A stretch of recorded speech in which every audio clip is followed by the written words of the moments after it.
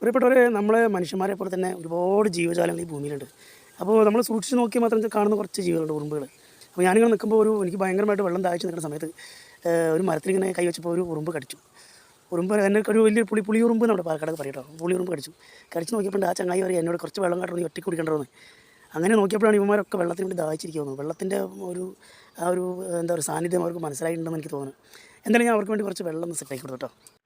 ഉറുമ്പുകളെക്കുറിച്ച് ഒന്ന് ആലോചിച്ചപ്പോൾ തന്നെ ഞാൻ ഒരു തുള്ളി വെള്ളം എടുത്തിട്ട് ഞാൻ മരത്തിലൊന്ന് ഒറ്റിച്ചു കൊടുത്തു. അത് കണ്ടപ്പോൾ തന്നെ കുറച്ച് കഴിയുമ്പോഴേക്കും ഈ ഒരു വെള്ളത്തിൻ്റെ സാന്നിധ്യം അറിഞ്ഞപ്പോഴേക്കും ഉറുമ്പുകൾ എല്ലാവരും ഓരോ സ്ഥലത്തുനിന്നും പടപടപടാന്ന് വരാൻ തുടങ്ങി. വളരെ ആർത്തിയോട് കൂടി വെള്ളം കുടിക്കുന്ന കാഴ്ചയാണ് കാണാൻ പറ്റിയത്.